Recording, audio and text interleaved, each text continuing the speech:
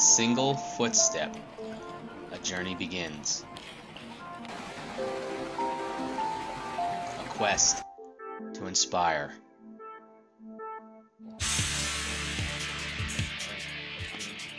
Through relentless persistence for a common goal.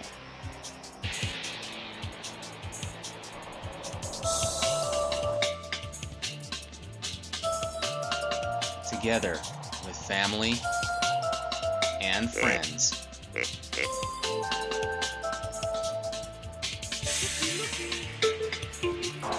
That goal, ultimately, to achieve success. Okay.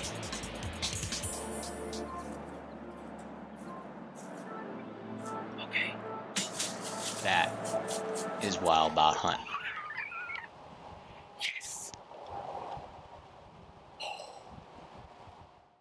This segment of Tech Tips brought to you by J&D Archery Shop, your place for all your archery needs. Hey all, welcome to Wild Bout Huntin's Tech Tip, brought to you by J&D Archery, and we are back again this week with our good friend Jack Overton. Jack, how you doing? Good, buddy. All right, I'm Dennis Gantz from Wild Bout Huntin'. Last week we were here with Tim and Jack, and they were talking about how to pick out the right bow for you getting started, maybe into the sport of archery or hunting in archery, with archery equipment as well. So what we're going to talk about this week is how do you know what arrow to pick, okay? Right. And what do we got to look at? So the first thing is, I guess, when you come to the archery shop, okay, whether it's here at J&D Archery or somewhere in your hometown, you're going to have a box of just plain old arrows. So that's going to look like, you have a, right, that, just a bare arrow. okay. Shaft. All right, so we've got this basically long arrow shaft. It doesn't have anything in the tip. They do come with nocks on them though. Right. Right? Okay, so this is what we're looking at here. So how do I know, first of all, before we even get into how long an arrow is, how do I know what's the right arrow for me to pick? Find out what the guys are going to be hunting Okay. with, and the poundage that they're going to be shooting, Okay. and the draw length that All they're right. going to be shooting. And Okay, then so there's a formula from there that you can go with. All right, so we're looking at your type of equipment that you're going to be using, okay, what draw weight you're going to be pulling that bow back with, how much poundage you have, and then obviously draw length. Draw length. Okay, so those are the three things we want to take into consideration when we're determining what arrow. And what are the different specifics of the arrow when we're looking at that then? The different spine weight. Okay. Different spine weight. All right. And when we talk about spine weight, what does that mean for somebody who's new to archery? That's the weight and the flex of the arrow. Okay. As it leaves a bow. All right. So that's going to determine how true the arrow flies. Right. Okay. So that's percentage of error, and they're pretty close to plus or minus. You know, point. I know seen on spines 0.001, 0.002. It all depends on the stiffness of the arrow that you're going with. Yes. Right. Okay. Yes. All right. So once we've determined that, what do we want to look at next? Then obviously, we got to. This might be too long for somebody who's smaller than me. Okay. The length, and usually what we do is we'll put this arrow on the rest after you get the bow set up, and it has a scale right here.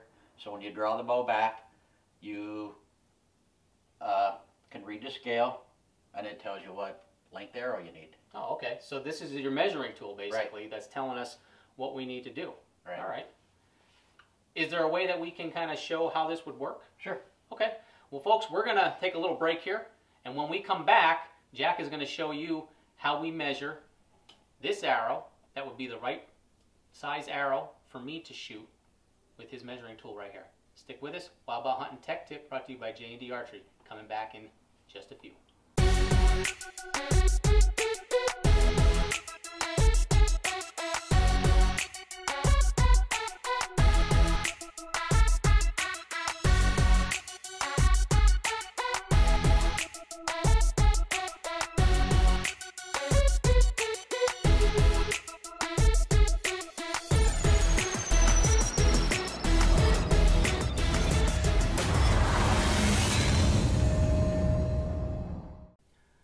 Welcome back to Wild Bout Huntin' Tech Tip segment. We're talking about how to choose the right arrow again this week. And before we left to take our break, Jack and I were discussing how to choose the right arrow for as far as spine and weight and talking about length and how we do that. And we've got a tool here which looks like it's basically an arrow, but it's for measuring the draw length. It's a draw length guide. And what we're going to do is put this on the bow, and I guess Jack's going to have me draw this back, and we're going to show you how to measure the correct draw length, correct arrow length for the draw length that you have. So let's go ahead and get that set up. All right. So you knock that on there just like a normal arrow, all right? And we've got it on a what they call a whisker biscuit rest. Now this bow calls for a release because it's got a string loop on there, but I'm just going to use fingers today, just for an example. All right, so what I'm going to do is stand off like just about here and just pull back. Pull it back. Okay. Okay. Now this is obviously not my draw length, but I'd put the kisser button right in the corner of my mouth there. And then Jack, what would you do from there? And I just go to the middle of the riser, measure the arrow, and she has a 25-inch draw length, so she needs a 25-inch arrow. Okay.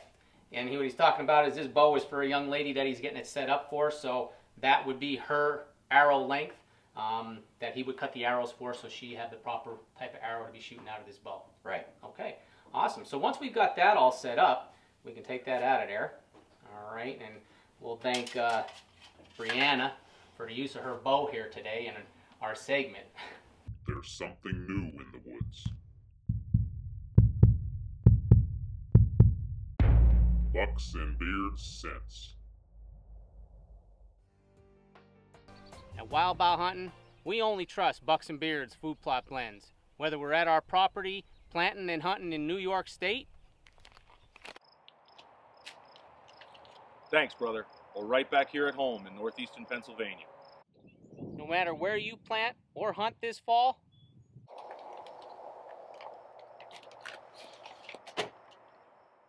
Your deer deserve the best nutrition.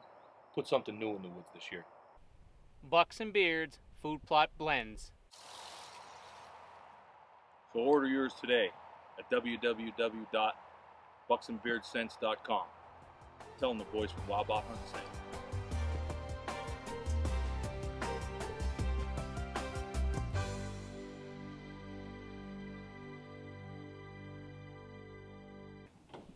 Jack, from there, we've got the length now set, folks, for our arrow. Now we've got to take a look at what? What kind of veins you want? You want veins or feathers? All right, and what's the difference between a vein and a feather? A vein is plastic, and a feather is feather. Okay.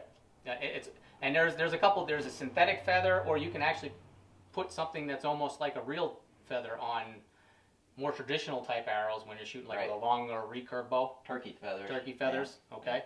So there's lots of different things that you can throw on that arrow. And a vein or a feather is going to do what?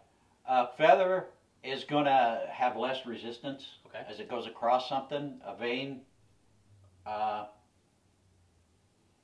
most of the time you don't need any more than a vein with the newer bows because of the rests and stuff. You can pretty well go with just a vein. Okay. All right. And the idea behind putting these on the arrow is for the spin? To stabilize it, to spin, okay. Stabilize it. All right, so that's going to help control the flight of that arrow even more. So we're looking at our spine stiffness, the proper length of that. We're putting veins or feathers on there, which is going to control the spin and the accuracy of that arrow when it's going downrange and you're taking a shot at the target, whether it is a target or an animal that you're looking to harvest. From there, what do we need to take a look at to finish off our arrow? The tip weight. Okay, and what are the different types of tip weights that are out there today? From anywhere from 50 to 140, somewhere in that area. Right. And when we talk about 50 to 140, folks, we're talking about grains. All right, so that's about the weight. That's the weight of the tip, and you can get field tips on there, and that's what you're using to practice with. And then you have broadheads, and that'll be another day, another topic. But we can go from different kind of weights, and I guess your weight of your arrow, of your broadhead, is going to determine a lot as to perhaps the stiffness of the arrow and maybe the animal that you might be hunting with that, with that bow. Right. Okay. All right. So we've got pretty much our arrow figured out. And what's What's an arrow run? Now, there's different styles of arrows. We have actually two different styles. There's carbon, and there's an aluminum. Aluminum, yeah. Okay, and then the more traditional bows, they still use Still wood. use a cedar. Yep, they still use the cedar wood with long and recurve bows. But today's modern archer is sticking more towards the carbon. Okay, and why? They're pretty sturdy. They're lighter than aluminum. They're pretty sturdy. And they're a little bit more durable because aluminum's going to bend. They bend. Okay, so if you happen to miss your target, or let's say you take you get a good pass-through shot at an animal, and you hit something on the other side there, that's going to bend that arrow shot, and you know that's a wasted arrow then. Where the carbon, you're going to have a tendency that these things can go through cinder blocks, they can go through wood, they can go through a lot of stuff and still retain their durability. Right, and you know that if this thing's broke, it's broke. Yeah, it's like done. an aluminum arrow is bent. It's right. And I guess a safety tip when it comes to carbon is if there's any kind of a splintering or anything, don't shoot that arrow because you don't want that to blow up while you're releasing it. We've seen images of people who have gotten the carbon into their hands, and that's a painful experience. So if you see anything wrong with your carbon arrow, don't shoot it. That arrow is no longer safe. No. All right. But we shoot carbon arrows here at Wild Bout Huntin', and I know you sell a lot of them here at J&D Archery. Right. They are light. They're very durable. They fly great, and but they are a little bit on the pricier side too, right? They're probably right around anywhere from $8 to $12 a piece. Okay, and that's Somewhere for an arrow. And when you're looking to buy arrows, you're looking at least a half a dozen, sometimes up to a dozen. And if you shoot a lot, you're going to need more than that, right? Right. They run for a half a dozen. They're right around anywhere from 45 to 60. Okay. For a half a dozen, depending on what you want. Right, because there's so many different brands of arrows out there that are wonderful, great arrows, you know. But you're beginning we're looking at the beginner here, so we want to keep the cost down to get us involved into the sport and into the hunting part of it.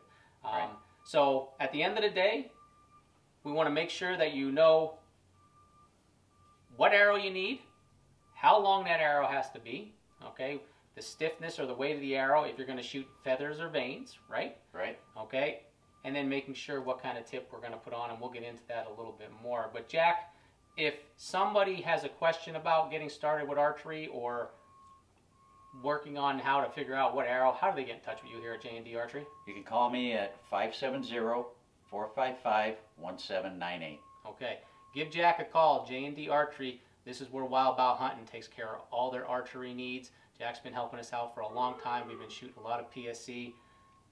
Get your arrows set up. Next week, we're going to come right back. Tim will be here with Jack, and you guys are going to talk about what you need to pay attention to now that you have that bow.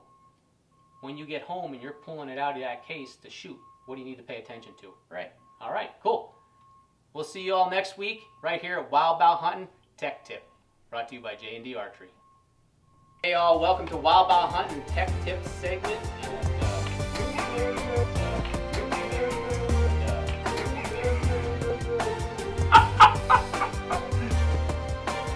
We'll see you all next week right here at Wild Bout Huntin' Tech Tip, brought to you by J&D Archery.